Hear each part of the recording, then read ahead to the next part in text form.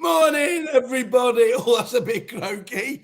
Oh, you do sound a little hoarse. Thank you. It's the first time I've ever been compared to a horse, so I'll take it.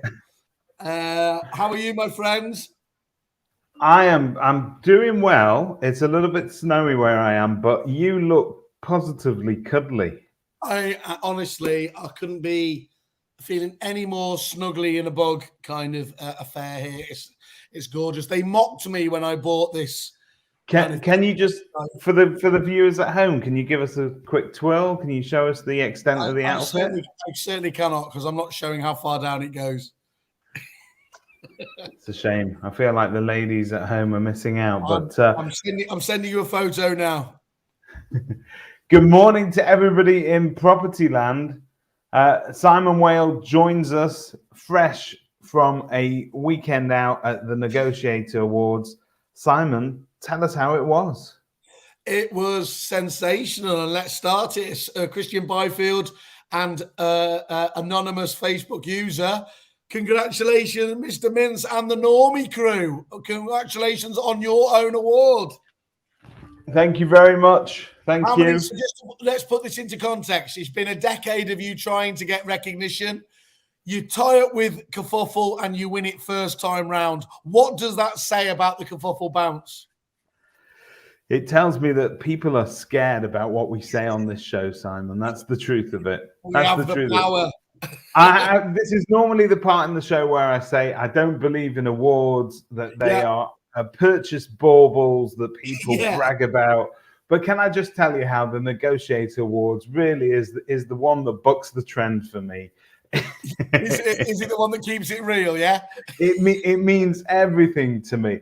I have to say, the award that we won, and this is, if any of the guys from the negotiators are listening, you're missing a trick, guys, because although you think everybody outside of London fits into one bracket, we won the award for Best Regional Agent Northwest, which is where we are in Manchester, but also Northeast, which is actually the other side of the country, really. So I'd like to say to all the people in Newcastle, Sunderland, Middlesbrough, I'm sorry, but I'm not your local agent, but I won the award. And yet you now own them and you can now go after their demographic. I can do. But no, absolutely. It was lovely. You know, when you go into something assuming that you're just not going to win it, and then you get that, when that message came through that we'd won, I think everybody got to their feet and went, "Oh!" I just couldn't believe I wasn't there to see it myself. You know, I always go on about this, don't I? It always tells you a lot how the room receives the award. You know, famously, there's been a few heckles for certain legendary prop tech figures and other businesses. But it went down very well, and your team down there on the Kerfuffle tables were quite lovely and probably the best behaved as well, which was great. They are extremely well behaved, and they were under strict orders not to catch too much COVID and to get to bed as early as possible and not leave the award in a bar somewhere. That was the only thing. That's always a challenge. I tell you what, here's a little tip, people. If you do want a bit of a whale way to cheat these awards or all of these awards, just wait till 2 a.m. at any of these hotels, go to the toilets and pick up whatever you want really in there. There's normally a best of marketing one left over there, an overall trophy left in the cubicle. You can pick them all up at bargain basement prices. Wow, I didn't think we were doing that show. What you can pick up in a toilet in London. That's beyond the paywall. That's only for Kerfuffle Club members, Platinum Club members, guys. So was it in addition to that fantastic win for that much deserved and much loved Northwest champion? Was the award the sort of the day generally well received? Because I know that sometimes it can go either way with these things. So how did you find it? Yeah, I thought it was really good. I mean, I do think I've been getting quite punchy with people who are now just putting out the lazy kind of all that awards nonsense there. The three main awards, and I do think they are very much a Grand Prix of awards now: Esther's, EA Masters, and the Neg Awards. They all have delightfully different ways of judging the awards. But they're all fantastic nights out and days in their own right. And so you can be really, really sniffy about this, but I always find it's a bit ironic. The people who are almost always having a pop at it are the ones that have never, ever got anywhere near winning any silverware, isn't it? And isn't that a surprise? It is. And I just want to say, stop being bitter, guys, because awards mean everything. Particularly, yeah. Can I just so you might say that, but I couldn't possibly comment. But this is I do find a certain degree of humor because, as you will know, you spend your whole life or your whole year wanting to win one of these awards. You manage to, you see your name in lights, you go along, you take your team, you're all excited. Your name gets read out. There's the moment of shock. You walk up on stage. You get your moment in the you get your moment in the stars, and then that appears next year. I have to say, that's the one thing that I think worries certain people about receiving an award at these ceremonies. You never know when that fella in the skirt's going to come out. I've got to say, those two in particular, Hat and Home, I think we've been working with them, haven't we, on a kerfuffle basis? Can you see that as well? I think they won something like 4 awards or something. They're right? Lovely lads. They're absolutely great lads. And they came up and they said, yeah, fantastic. Here's Bidwell's again. And as I've always said, Peter, Simon Whale is never more than 4 foot away from an estate agency award. I will hold on to your moment of glory if I possibly can do. That was Bidwell's winning it. That was fantastic. That was great to see. And then the final one I'll just share with you as well. This was, yes, luckily, as we all know, I am, even though my throat says differently, non-COVIDed up. And that's very good for those people there, because otherwise they would be having a very tricky week at the moment. Well, can we talk about the elephant in the room? Because we touched on this briefly. I think now with the news over the weekend, with the restrictions perhaps coming back in again, mask wearing is now going to be mandatory in shops and so on. I saw some flutterings on property discussions over the weekend online, and a lot of people were saying, well, are we going back to how we used to do it before? And can I just tell you how pleased I was to read that most of the agents responding, although it might be a little bit of virtue signaling going on there, most of the agents responding said that they hadn't actually stopped doing what they were doing. So as far as viewings, valuations were concerned, people were trying to do as many things virtually as possible. They were wearing masks on every occasion and trying to sort of sanitize between things. But just to make it all the more, there you go. Graham Wilson's there with he has a throat infection. Yeah, well, if that guy could stop going to every single, running up to every single star and stalking them, then Peston, I think, you've got to put as the main source of that potential there. Look, David, I think what this does is, look, if you get 1,000 people into a room, and I know they all get very nervous about this, 1 in 50 in the country has it. Estate agents are going to be no different. There is going to be some residual, sort of spreading at that event. And you've just got to take be sensible about it. If you haven't been jabbed and you are worried, well, don't go to a place where there's many. For me, as usual, look, I'm always glass half full. For me, you've got to take the positives out of this. You've got to say, what does that say about what a state agency has done over the last 18 months in terms of abiding by all these rules? But because we know that if there had been a single documented case of an estate agent giving it to a vendor, or dare I say, causing them harm or even death, the tabloids would have been all over it. And I think that shows that they have so true fantastic job there, and that's why actually I saw all of those comments this weekend, and not just from the sort of usual agents. It's great to see that everybody is taking every precaution, because we've all got, let's face it, we've all got business reputations to maintain. We've got the industry's reputation on top of that. And I think that genuinely, because we were the first ones back out there in public working, we've probably had longest to get to to get to grips with it. And it's nice to see that that's carrying on. And actually, these events, and it's not just the state agency events. I spoke to somebody in the food trade, and all their trade shows are back on as well. Like you say, the numbers are just predictable, aren't they? Any sort of occasion where you get people together, you're going to have a few outbreaks here and there, and thankfully they've not been too harsh. I mean, you've had it famously, so you know. It was. And look, I think as every public speech of mine takes place, I have to start apologising.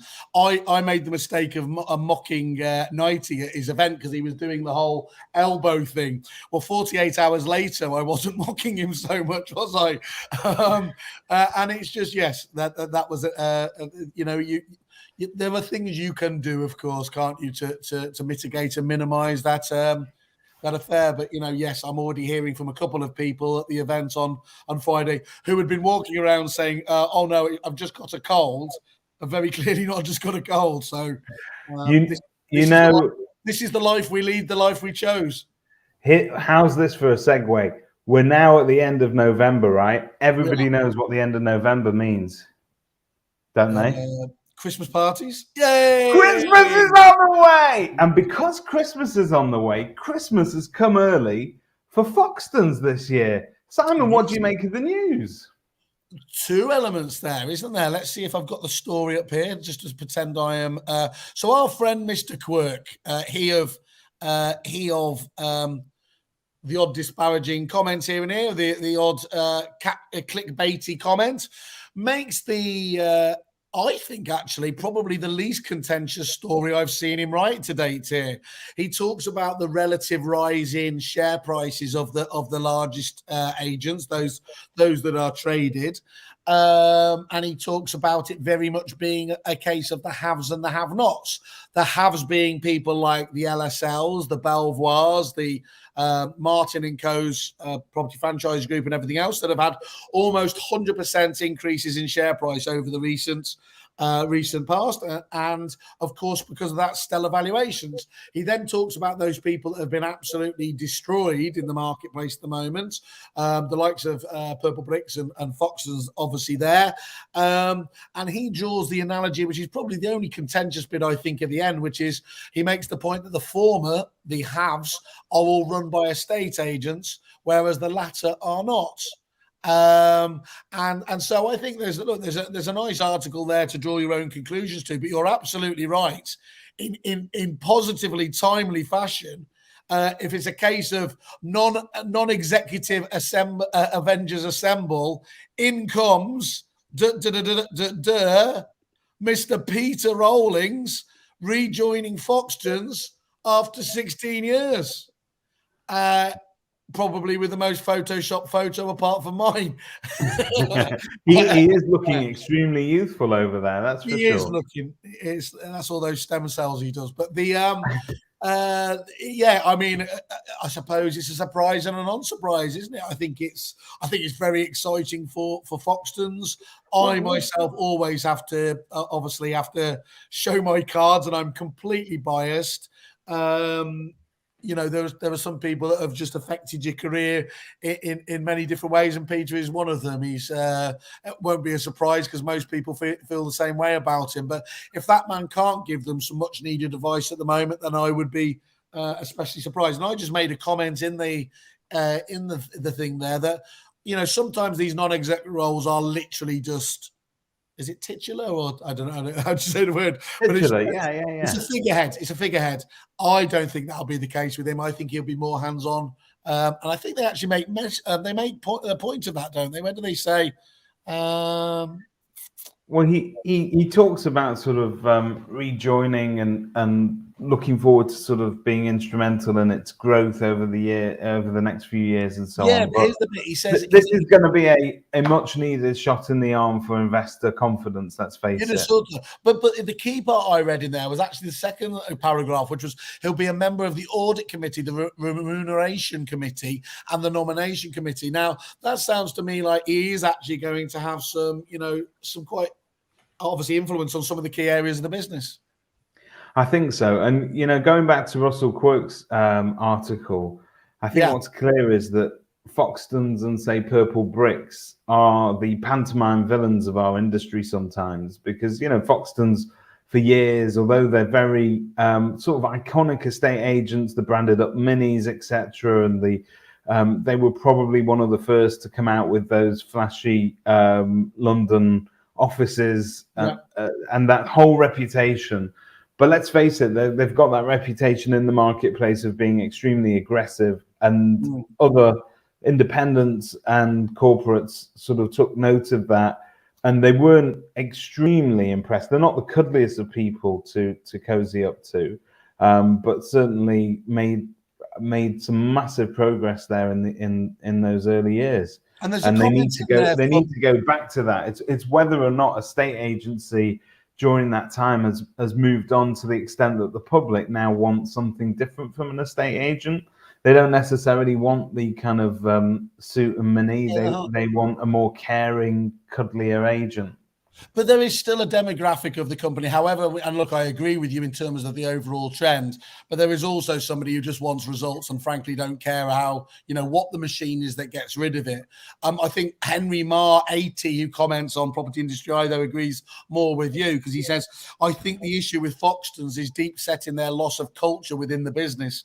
Dexter's and to a degree Chesterton's have taken a large chunk of their market share that they'll struggle to get back. So I think that's other people are thinking the same as what you would have. It was interesting. We had a couple of Keller Williams people who were on our table on Friday, and one of them was ex Foxtons, and he couldn't talk any more proudly about his time there, about the training it had given them, about the culture it had given them. And that is my overall experience with ex-Foxtons people. And I know that they are heavily targeted by a lot of agents, especially in the London market, because once you take that slightly aggressive edge off them, they have they have all of the tools in the kit bag to be fantastic agents. And of course, that is what Peter famously did when he created a very different creature over at Marsh and Parsons. So that, what do they always say? It's not the strongest, but the most adaptable that survive. Well, let's see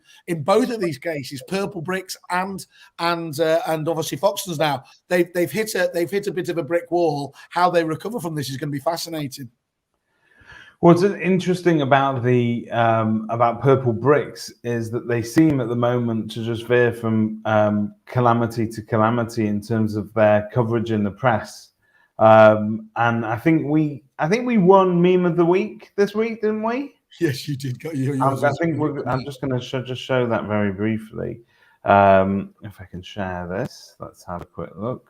You can. While you're doing that, I'm just going to show Freddie's comments here, just shooting me down completely, as always, is there. As an ex-Fox tonight and hated every minute of it, I can't fault. Oh, no, he's agreeing with me. I can't fault the training I received. They've done something very right over the years. There you are. Well done, Freddie.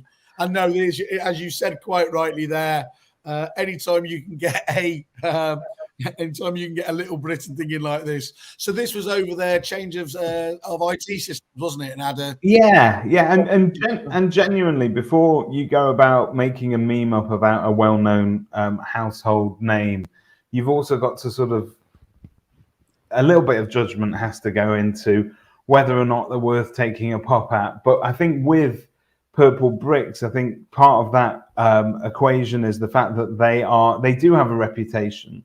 And let's face it, it's almost like the estate agency public want them to fail.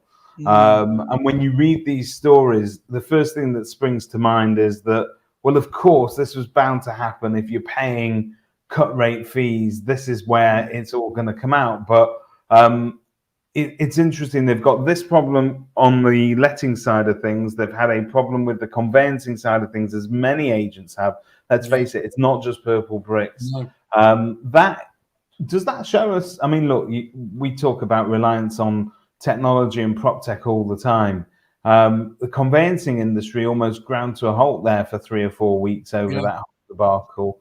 What's your view on it? I think it's a really difficult area, aren't they? I've quite often said, and I think it's the same in the CRM space.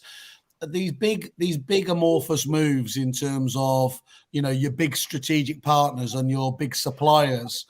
In the CRM space, I would always argue that actually Repit's biggest competitor isn't a street, it isn't an MRI, it's the intransigence of agents not willing to change.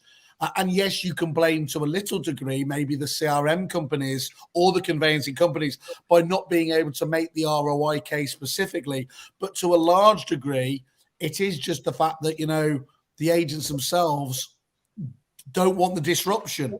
They just won't make the change. And that's in a time when we're also time short anyway. They haven't got the time to investigate.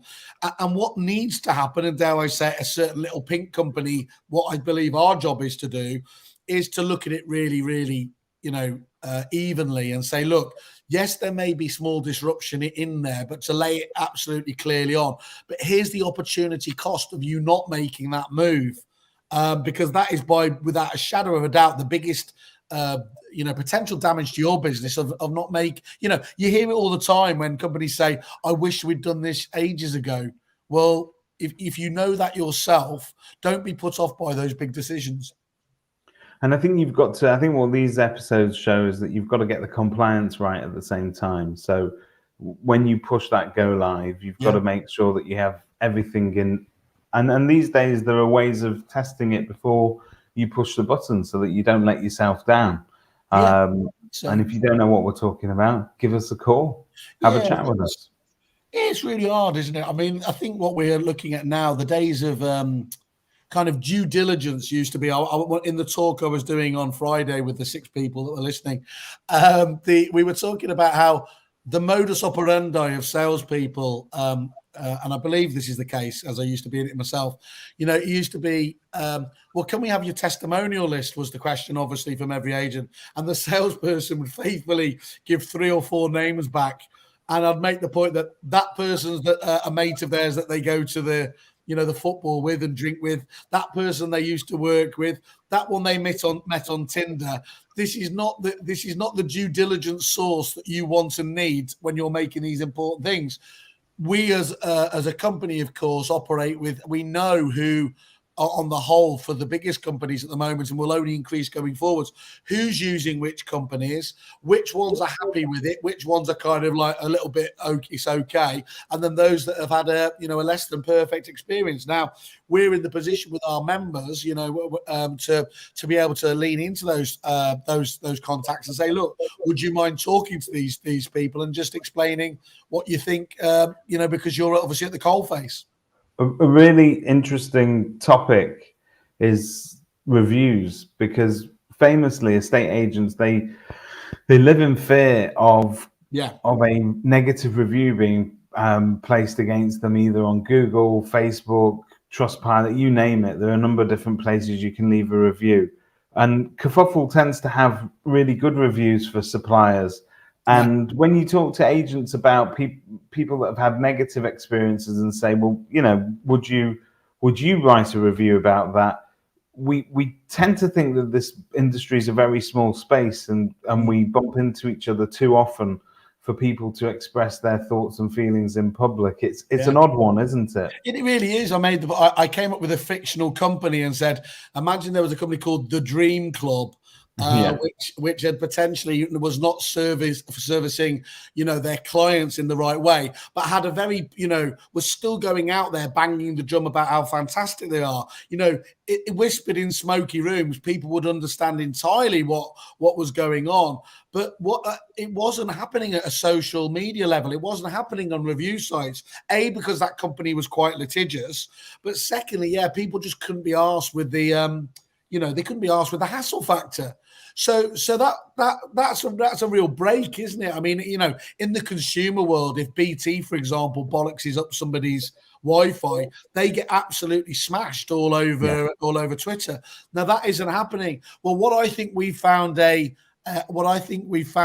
halfway house for is that, look, of course, you've got those public reviews on our website where people will put their name to it, and on the whole, they will tend to be more positive. But actually, we've also got those private schools as well. And if you want to, and as long as the other person's happy to help out, then often they will talk to you and share their experiences.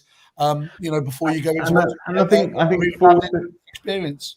Forward-thinking suppliers, I think, are always very receptive of negative feedback that they get, because they want to try and improve the services and retain that customer wherever possible. Yeah, I've always said, again, one of my many apologies, I bollocksed up at the beginning of Kerfuffle by comparing us to the utility switching services. Now, the problem with that is the utility switching companies, they will switch your electricity year on year, no matter what, as long as they get the cheapest possible price. The very last thing you want in our industry is, for example, to change CRM software every year just because there's a better deal to be done there. Disruption is one of the biggest issues that there can be. So our first, as you will know ourselves, our first action, if somebody is unhappy with their supplier, is to reach out, if the agent allows us to have a word with that supplier and try to leverage what influence we can get, and probably the photos I've got on my phone of the PropTech CEO, and say, look, they're having a bad experience. Can you reach out? And often they will say, look, we're mortified that they feel that way.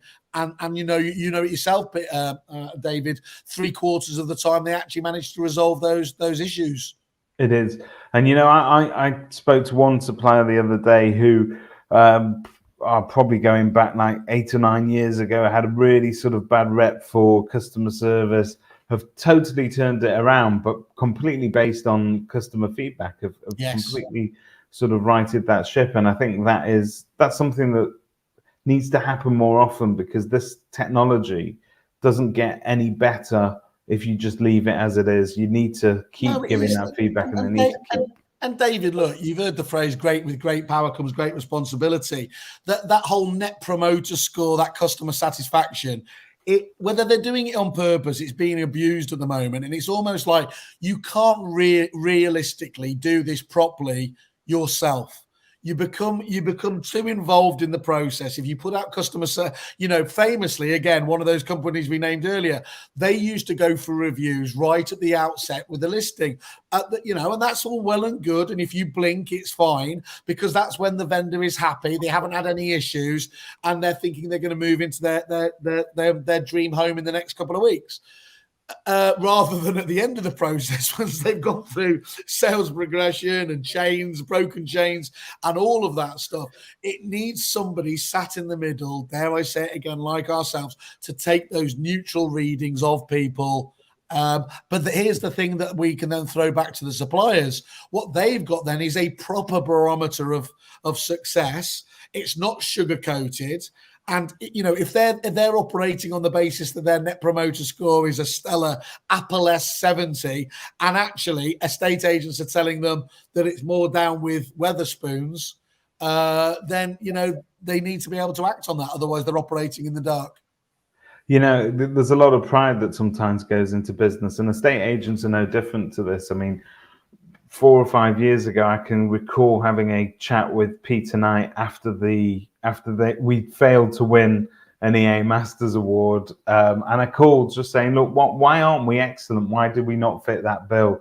And we went into several different areas of the business which perhaps needed some improvement. We weren't at the time using sort of call overflow services like Moneypenny or anything like that. So really, if you were calling the business and nobody was able to take your call, you weren't getting properly looked after. And the way and I think that allowed us to improve that aspect of the business, but it also allowed us to improve other aspects. So sometimes getting that harsh reality is what you need to hear. You need some tough love. Who would have thought, as you're not talking to half of the people phoning into the business, it's like, oh, right, okay. But back in the day, if you would have thrown that at me, I would have said to you, oh, it's ridiculous. We're not a call center. That's not what we do. We've got an answer phone like everybody else. But I think today you expect to have it. It's Of a course you do. standard. And here's the thing: the minute, and I hear this from so many agents, the minute that you deem a potential client, a member of the public, a tire kicker, well, shock horror, they're going to become a tire kicker, aren't they? Because if you're not going to go back to them in the proper time scale, they're not going to bother ringing you back. So it's kind of, it's an inevitability, isn't it? It's inevitable. Got the answer phone on the go in the background. While you do that, let me give a shout out to Peter Lawrence, because Graham, he did treat us to a wonderful steak lunch, and Graham Wilson couldn't stop going on about it. So again, thank you, Graham, for doing, because a lot of people don't shout out people who give you wonderful lunches. So we do need to do that. And it sounds like Peter's the kind of guy that needs to hear it publicly, that he did put on such a great spread. He can get very aggressive as an alpha male if you don't say thank you to him. That's absolutely true. So that is. Can we talk about a few of the winners, if that's Let's do it. So let's have a look. Well, obviously, Normie, we know there. I wanted to give a shout out as well. So look at London Agency of the Year. I think Dexter's. Somebody mentioned just before that Dexter's were coming up and taking some of Fox. So that would certainly, we were sat on the table behind them. I like to think the Kerfuffle tables are a little bit naughty, a little bit loud, but Dexter's were giving it large, and I was very impressed with them. Charters, who are fantastic, I think just moved into an amazing new office. I saw the other day, did it, and then Brock Taylor again. All, and what I like about this is where Simon Bradbury was on the phone to me on the Saturday, and he was bemoaning the fact that obviously he hadn't won gold because that's the name of the game. I did make the point to him, even though I know he didn't believe me, that the point isn't about always winning the gold, and of course it is to people like us. The point is about winning consistently, and you so often you see at these awards companies bounce in, win the big one, and never heard of again. The absolute key to success is just being continually placed in it. So those couple of silvers that those guys, and I highly commended again, needs to be shout out. I want to give a really big shout out though to Omega Lettings from Scotland Agency of the Year, because they were literally sat behind me. He got a little bit happy clappy and insisted I came up on stage with him for his own awards. I think he regretted that. At the end of the night, he was quite bitter that he had me ruin his moment, but it was his fault. So they were a lovely team as well. Also Bradley. So Bradley's have done something unprecedented. So where were they? They won, I believe, for the fourth large agency of the year. They got gold. That's the fourth time, I think, in a row, replacing Ryder and Dutton, who had gone into it. Now, I'm a bit upset with Ryder and Dutton, because Ryder and Dutton did that kind of thing where they didn't go back into to contend it. So we've got a kind of Muhammad Ali, boxing. Well, it's been a big year for Ryder and Dutton. Obviously, that famous merger that they've had with Mark Manning's company. So I don't think this is the last you've heard of them. I think you'll find that once they get a little bit reorganized, they're going to be the mainstay at every show. In fact, they might just win it on number of branches alone. Why not? And look, us in supplier world, we love agents with loads of branches. Stop getting a coin. But I need to tell you, talking of branches, so you just mentioned before that was it Charters that you said had a fabulous office? Yeah. We were talking this week to Megan 18, agent who is mainly focused on lettings. She's recently moved firms and she's in Reading at Haslam's. And wow, have you seen their offices? They're an incredible business. So these are like, I always talk about them like these. Actually, Foxtons have to take because we always talk about Foxtons-esque offices, super offices that kind of have, typically more than 30 or 40 people, and the multi-departmental, and are a genuine experience when you go into them. Yeah, and that very much was the name of the game. And I have been seeing that's been a wonderful thing, hasn't it? Because she only just joined the business, but she was there from day one, happily taking photos. The excitement on her face was absolutely fantastic. She loves it, and she sent some photos of that office, and it's just absolutely phenomenal.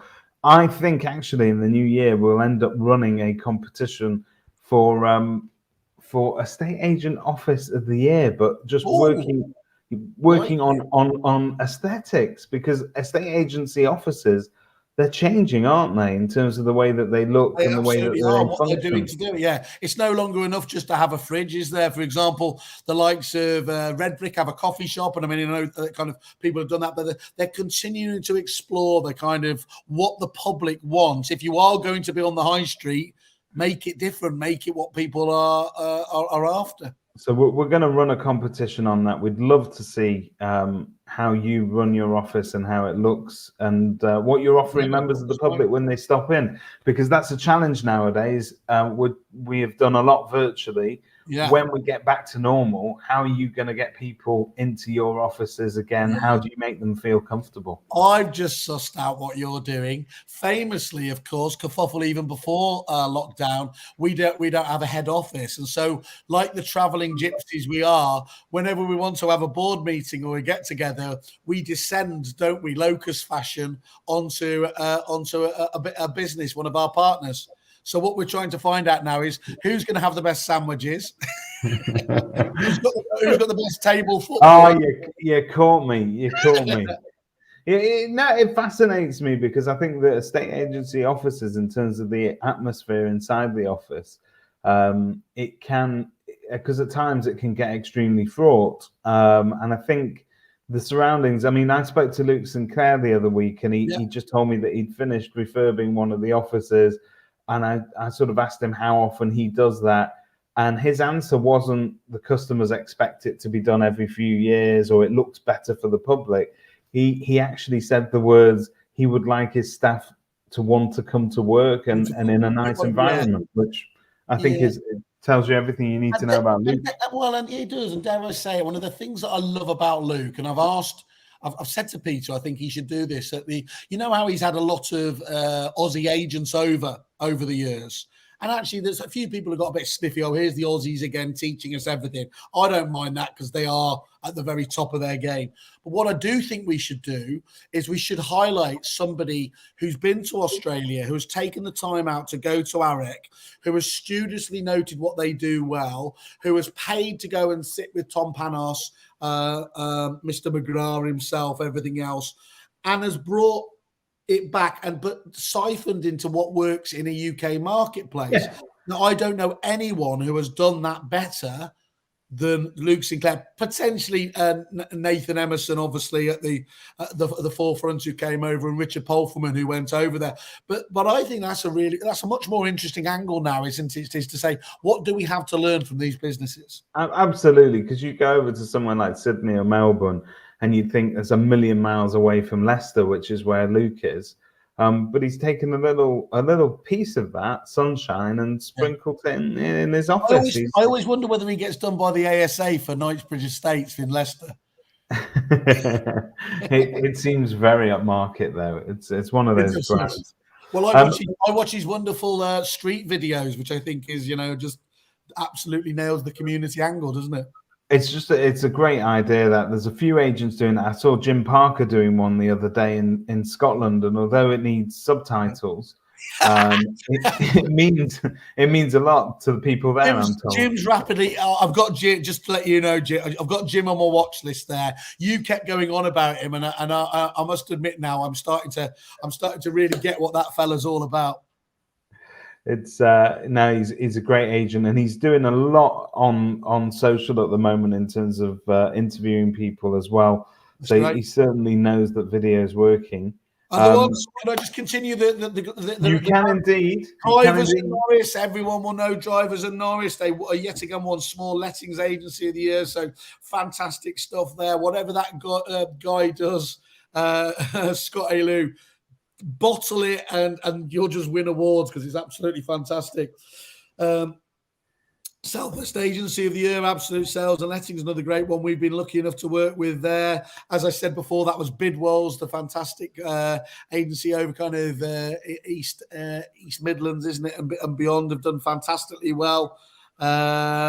Who else was on the supplier side? We should talk about a few of these, shouldn't we? First of all, interesting to see my old lot, Repit, win the Supplier of the Year agency software there.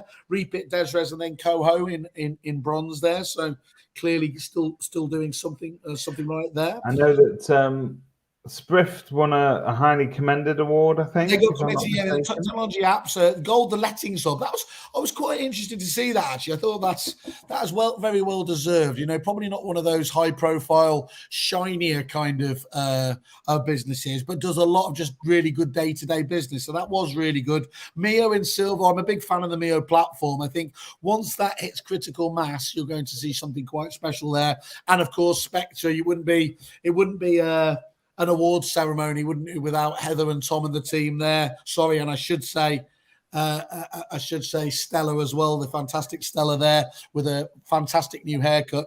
Yeah, it wouldn't be an awards ceremony with those guys not getting somewhere around, would it? Awesome. Sounds like a fantastic evening for everybody. I'd like to personally thank the people of Newcastle for voting for me again, Yeah. And making it such a special year for everyone here at Normie and Company. And I think you've got a 10 o'clock meeting to get to, because I know that because I'm at the same meeting.